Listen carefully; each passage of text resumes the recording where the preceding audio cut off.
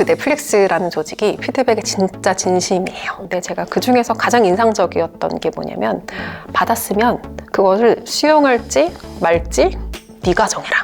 한마디로 그 피드백에 대해서 통제권은 피드백을 하는 사람이 아니라 피드백을 받는 사람한테 있다. 내가 뭔가 나의 상사랑 커뮤니케이션을 하고 회의를 하는데 뭔가 삐걱거리면 한번 생각해 보는 거죠. 지금 상사는 뭘 원하지?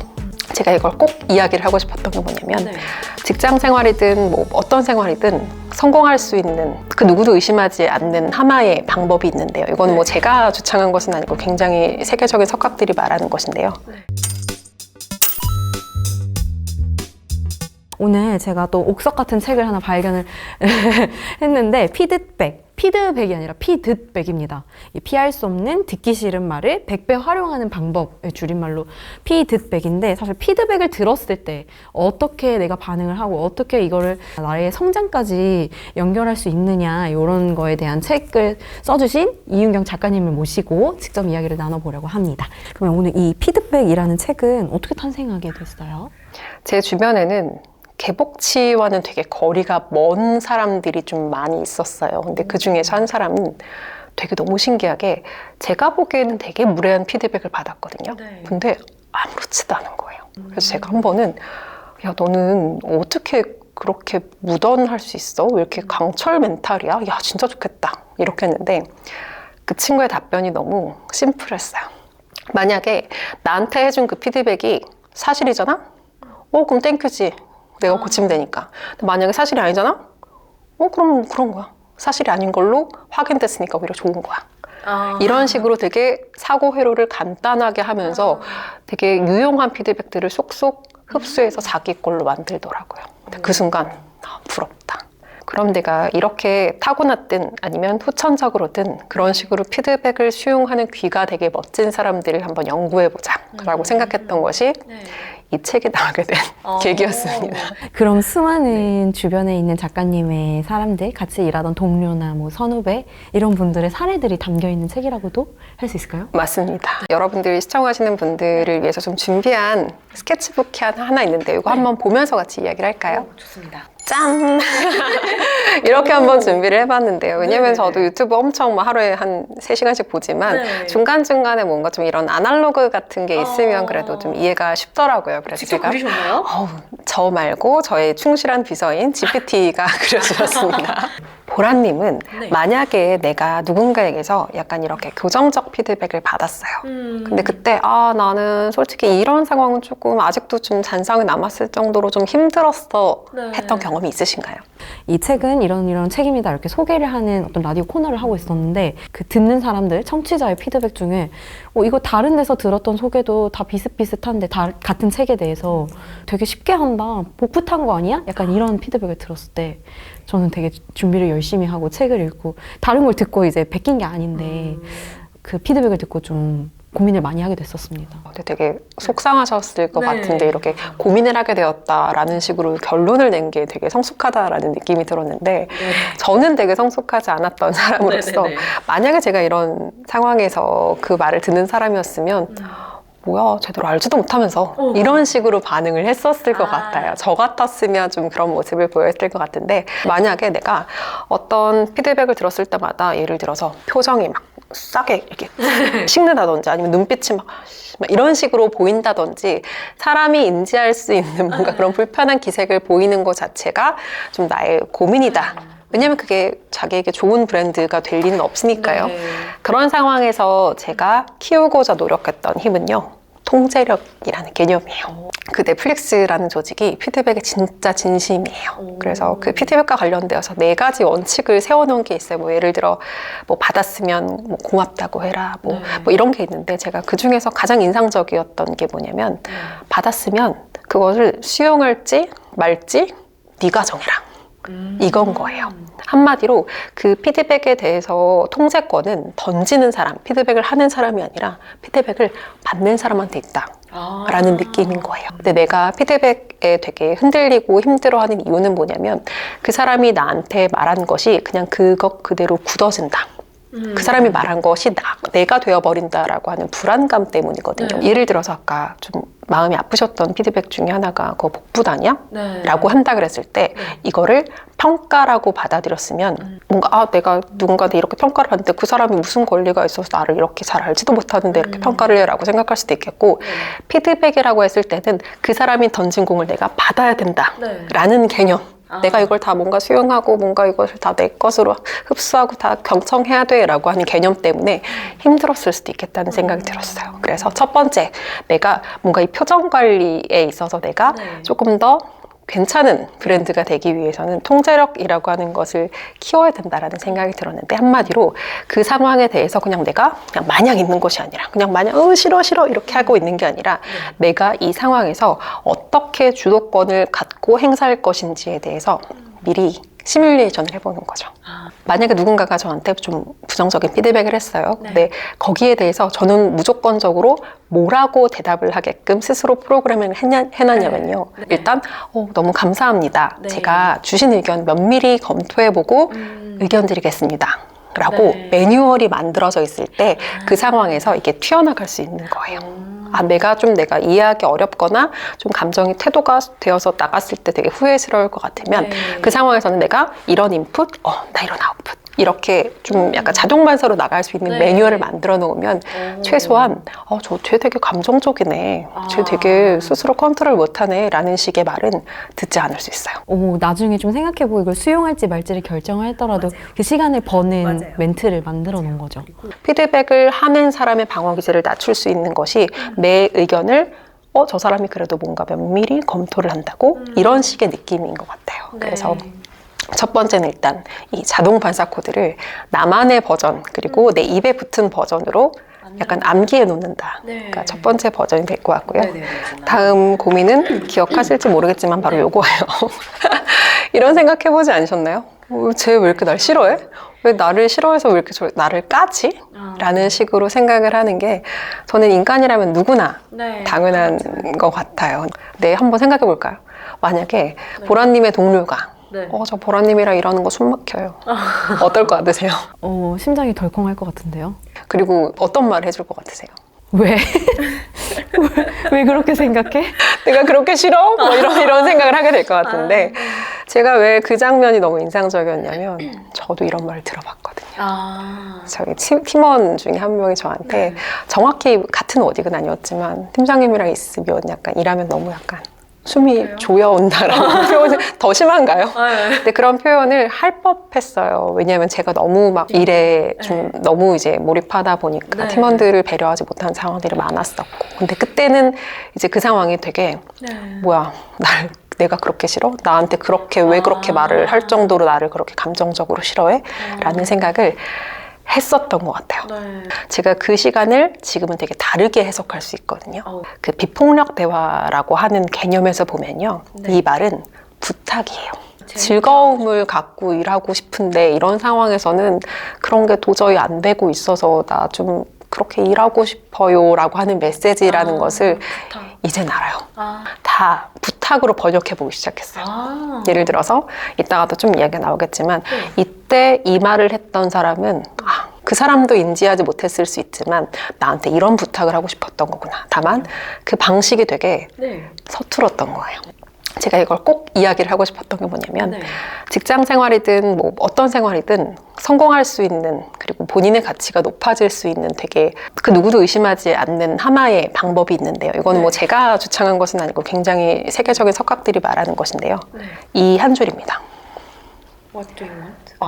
그 사람은 뭘 원하지? 예를 들어서 제가 이 채널에 나왔잖아요. 그러면 보라님은 나한테 무엇을 원할까에 대해서 생각을 해보는 거고 내가 뭔가 나의 상사랑 커뮤니케이션을 하고 회의를 하는데 뭔가 삐걱거리면 한번 생각해보는 거죠. 지금 상사는 뭘 원하지? 그리고 결국은 가치 있는 직장인으로서의 한 끝은 상대방이 무엇을 원하는지를 캐치하고 그것을 나만의 방법과 나만의 무기로 줄 수 있는 것이 어떻게 보면 이 한 줄이겠구나라는 생각을 하게 되었던 게 이 수용력에 대한 부분이에요. 그러다 보면 보라님이 나한테 이런 부탁을 하고 있구나. 왜 그 사람이 이런 걸 원하니까 네. 그러면 내가 이것을 어떤 방식으로 해볼 수 있지? 네. 라는 것까지 이어지게 되면서 자연스럽게 이게 피드백을 수용하게 되는 과정이 되더라고요. 또 뭐 있습니다. 세 번째도 있나요? 세 번째 네. 있는데요. 원래는 5가지인데 지금 맞아요, 3개를 맞아요. 세 번째는 바로 이거예요. 나 호구인가? 그럼 저렇게 피드백을 수용하고 뭔가 통제하면서 좀 되게, 네, 뭐, 감사합니다. 뭔가 이렇게 하는 과정이 반복되면 네. 어느 순간에 현타가 올 수 있거든요. 네. 예를 들어, 이것도 제가 받았던 피드백 중에 하나 되게 오래된 일이에요. 근데 그때 어떤 일이 있었냐면, 엄청 많은 사람들이 같이 회의를 하는 줌으로 회의를 하고 있었던 자리였던 것 같은데 제가 무슨 저의 이제 전문 분야에 대해서 발표를 했죠. 근데 그때 어떤 분이 저한테 이은경 씨가 정답이라고 생각하는 것 같네요. 뭐 이렇게 말씀하셨어요. 좀 공격적인데요? 네, 굉장히 공격적이었는데 제가 네. 아까 말씀드렸던 것처럼 그 순간이 되게 부정적으로 기억된 이유는 뭐냐면 네. 제가 아무 말도 못했거든요. 네. 그때 아무 말도 못했다라는 사실 자체가 저한테는 굉장히 오랫동안 트라우마처럼 남아있었어요. 그때 제가 정립하게 됐던 게 이제 수비력이라는 개념인데요. 예를 들어서 뭔가가 던져진다라 그랬을 때 내가 저게 내 손에 묻으면 안 된다라고 하는 판단이 서면 안 받잖아요. 네. 그럼 내가 어떤 피드백을 들었을 때 내가 이것은 받을게.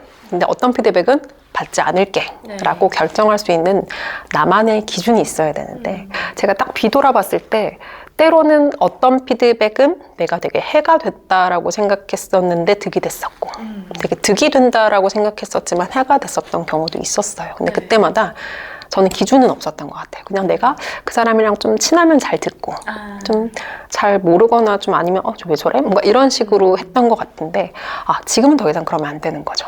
피드백을 뭔가 딱 받았을 때 그 피드백이 되게 불편할 수 있죠. 근데 그때 생각해 보는 거예요. 내가 지금 이것을 받을 것인가 수비할 것인가를 결정할 수 있는 기준이 전 이거 같아요. 목표가 같은가예요. 이은경 씨가 정답이라고 네. 생각하지 말라고 했던 그분은 그 당시에 되게 기분 나빴거든요. 근데 그 말은 어떻게 보면 제가 가드를 내렸었어야 되는 네. 거라고 생각해요. 왜냐면 그분은 커뮤니케이션은 사실 막 엄청 훌륭했다고는 생각할 수는 없어요. 왜냐면 방식은. 네. 그런데 제가 정답이라고 생각했다라고 하는 그 뉘앙스 자체가 우리에게는 되게 공통된 하나의 목표가 있었거든요. 네. 근데 그 목표를 향해서 달려갈 때 제가 너무 저만의 방식에 매몰되어 있는 것에 대한 우려 포인트였던 것 같아요. 같은 목표에 대해서 공유하는 게 있었다라고 한다면 저는 가드를 내릴 필요가 있지 않았을까. 어떤 거죠. 그래서 지금까지 피드백을 받는 입장에서 피드백을 들었을 때 어떻게 대처를 하고 그걸 내 것으로 만들어서 성장하느냐 이런 이야기를 해주셨는데 피드백을 주는 입장에서는 좀 좋은 피드백이라고 하면 어떤 방식으로 줄 수가 있을까요? 피드백을 하는 상황에서 저는 늘 염두에 두는 게 있어요. 그러니까 저는 성격이 엄청 급하거든요. 그래서 막 거의 막 불도저, 막 네. 경주마, 로켓 이런 사람이에요. 근데 그러다 보니까 맞아요. 그런 과정에서 물론 장점도 있지만 단점이 뭐냐면 지레짐작하고 판단해 버리는 거예요. 예를 들어서 팀원이 어떤 행동을 했는데 되게 마음에 안 들어요. 그러면 이거 이렇게 하면 안 되죠. 이거 이렇게 고치셔야죠. 라고 말을 해버리는 거예요. 근데 제가 뭘 생략했냐면 그 팀원이 그렇게 한 이유에 대해서 질문하는 것을 생략한 거예요. 분명히 그 팀원한테도 이유가 있거든요. 예를 들어서 뭐 자기의 생각에선 이런 게 되게 논리적으로 맞는 것 같아서 이렇게 했다든지 혹은 내가 미처 공유하지 못했지만 뭐 다른 팀원들의 일을 백업해 주다가 이게 뭐 일정이 늦춰졌다든지 하는 식으로 그 사람은 최선을 다했음에도 불구하고 그렇게 할 수밖에 없었던 이유가 있는데 이것을 그대로 다 수용해라 이런 의미보다는 물어봐야 되는 들어만 것 같아요. 줘도 맞아요. 그래서 일단 저는 피드백하기 전에 질문을 하는 게 맞다. 이렇게 했던 이유가 있나요? 라고 물어본 다음에 그 사람이 그런 상황에서 설명을 한 후에 피드백을 하는 게 맞다고 생각해요. 나랑 같이 일하는 그 사람이 최선을 다하고 있다라고 하는 사실을 믿고서 질문했는가. 그러니까 첫 번째 포인트가 될 수 있을 것 같고 두 번째는 제가 지난주에 모 회사 이사님이랑 이제 대화를 할 시간이 있었는데 피드백에 대한 이야기를 했어요. 되게 인상적이었던 게 뭐냐면 이제 본인도 피드백을 할 때 후회되는 피드백들이 좀 몇 번 있었대요. 근데 그러면서 그때를 복귀하면서 무슨 생각을 했냐면 내가 이 친구를 좋아하기 위해서 왜 더 노력을 안 해봤을까라는 생각을 하셨대요. 좋아하기 위한 노력이요? 의도적으로? 내가 이 사람의 장점을 캐치하고 이 사람이 뭔가를 잘하고 있는지에 대해서 조금 더 시간을 쓰고 관심을 줬으면 자기의 피드백이 조금 더 다르게 나갔을 거라는 거죠. 내가 A를 정말 신뢰하고 뭔가 좀 너무 뭐 좋아하고 뭔가 그런 관계라고 한다면 네. 그 사람이 똑같은 실수 혹은 행동을 했어도 이 사람에 대한 피드백에는 애정이 담겨요. 근데 아마도 그분께서 그 말씀하신 건 뭐냐면 내가 너무 이 애정을 가져보려는 노력을 하지 않은 상태에서 그냥 날 것 그대로의 피드백을 했던 것 같다 라는 표현을 해주셨더라고요. 근데 되게 공감됐어요. 방금 그 사람을 어떻게 좀 좋은 시선으로, 고운 시선으로 바라보려는 노력 얘기해 주실 때 책에 좋은 동료는 내가 만날 수도 있지만 또 만들 수도 있는 거다 이런 이야기도 있잖아요. 그 이야기에서 그 예시가 나왔던 것 같은데 이 문구가 되게 인상 깊었어요. 좋은 동료, 나는 인복이 없어. 나는 왜 이렇게 나랑 같이 일하는 사람들은 왜 다 이 모양이지? 이렇게 불평을 할 수도 있지만 내가 이 사람을 잘 다듬어서 좋은 동료로 만들려면 어떻게 해야 되느냐에 대한 예시로 나왔던 것 같거든요. 맞아요. 제가 이제 입사할 즈음에 저희 대표님이 저한테 해주셨던 말씀이었는데요. 네. 그런 말 하셨거든요. 나는 우리 회사를 여기 좋은 조직이야 라고 해서 그 이상향을 가지고 들어온 사람보다는 내가 이 조직을 좋은 곳으로 만들어 보고 싶어 라고 생각하는 사람이랑 일하고 싶다고 하셨어요. 근데 그 말이 저한테는 당시에는 사실 잘 이해가 안 됐었거든요. 근데 이제는 그게 좀 보여요. 왜냐하면 완벽한 조직은 세상에 존재하지 않거든요. 네. 항상 문제에 부딪히고 부족한 점이 보이고 하는데 그때마다 여긴 내가 생각하던 조직이 아니야. 이렇게 생각하고 일하는 사람들은 그 조직을 떠나요. 그리고 그 조직을 변화시키지 못해요. 네. 근데 우리 조직은 여기가 끝이 아니야. 우리는 조금 더 나아질 수 있어 라는 생각을 갖고 조금 힘들고 불안하고 스스로도 실망스럽지만 내가 할 수 있는 뭔가를 할 수 있는 사람들이 결국 그 회사를 만들더라고요. 그리고 이거는 팀도 마찬가지인 것 같아요. 네. 너 되게 이 팀 가면은 되게 재밌게 일할 수 있을 것 같아 라고 생각하는 사람과 나 이 팀에서 좀 재밌게 일할 수 있는 우리 팀의 문화를 함께 만들어 보고 싶어 라는 생각은 전혀 다르고 이게 어떻게 보면 그 주인의식을 가지고 일할 수 있는 사람에 대한 부분이 아닐까 싶습니다. 너무 멋있는 말씀 해주셨는데 주인의식을 가지고 일을 할 수 있는 그런 마음가짐? 네, 여러 가지 이야기 들려주셨는데 그럼 마지막으로 말씀해주신 그런 마인드 있잖아요. 나의 주인의식을 가지고 뭔가 어떤 건강한 조직의 문화를 만들 수 있는 그런 책 속에 소개가 좀 몇 가지 돼 있던데 피드백을 연습하는 8가지가 있잖아요. 그 중에 뭐 한두 가지 짧게 하나만 소개를 해주시면 좋을 것 같아요. 피드백을 주고받을 수 있는 제도와 관련된 거죠. 주인의식을 가지고 뭔가 조직 문화를 바꿔보고 싶을 때 해볼 수 있는 연습? 네. 저희 조직에서는 저희 팀에서는 덤접이라고 하는 걸 하거든요. 네. 뭐냐면요. 그 서로에게 일상적으로 피드백을 하는 거예요. 우리는 보통 막 1년에 뭐 이 시기에 피드백한다. 아니면 뭐 리더만 뭐 팀원한테 한다. 뭐 이렇게 약간 정형화되어 있잖아요. 근데 그거 말고 뭐야 지금 나 이 점심 먹다가 갑자기 생각났네? 적고 하는 게 덤접이라고 하는 프로그램인데 이게 그냥 일상적으로 누군가를 기분 좋게 하는 칭찬으로 끝내는 것을 원하진 않았기 때문에 거기에 덕분에와 그리고 앞으론이라고 하는 코너가 있어요. 그래서 덕분에는 뭐냐면 예를 들어 뭐 보라님의 추진력 덕분에 이런 변화가 있었어요 라고 덕분에라고 하는 키워드가 꼭 들어가야 되고요. 그리고 다음엔이라는 제언이 들어가요. 예를 들어 추진력 덕분에 우리 팀의 프로젝트가 뭐 3일 정도 더 일정을 당길 수 있어요. 다음부터는 뭐 예를 들어서 뭐 팀에 이런 식으로 노하우를 공유해줘도 좋겠어요. 이런 식으로 구체적으로 그 사람의 성장에 도움이 되는 것까지 피드백을 연결하는 게 다음엔도 너무 좋은 것 같아요. 거기에 또 내 의견도 넣어서 같이 피드백을 주면서 너무 좋은 문화입니다. 네, 지금 한 가지를 소개해 주셨지만 덤즈업 여기 8가지가 또 상세하게 소개가 되어 있다는 점을 이야기하면서 마무리를 하고 싶은데요.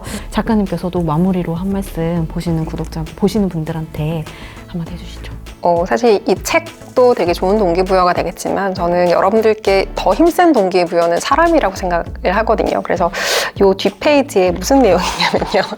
이게 있어요. 그 피드백 북극성이라고 해서 저한테는 이제 오늘 막 많이 언급을 해드렸던 그런 동료들이나 지인들이 그렇겠지만 여러분들 주변에도 북극성 같은 존재가 있거든요. 예를 들어 저 사람은 되게 피드백을 듣고서도 되게 감정의 태도가 되지 않게끔 되게 젠틀하게 스스로를 컨트롤해 멋있다 라고 하는 것을 그냥 멋있다 해서 끝나는 게 아니라 한번 뭐 큰바위 얼굴, 북극성처럼 한번 쫓아가 보는 과정을 저는 꼭 거치셨으면 좋겠어요. 그러니까 여러분들에게 한번 이 빈칸을 스스로 채워보셨으면 좋겠어요. 내 주변에는 어떤 이렇게 멋진 북극성이 있는지에 대해서 한번 고민해 보시는 것만으로도 오늘 이 시간이 의미 있지 않았나 싶습니다.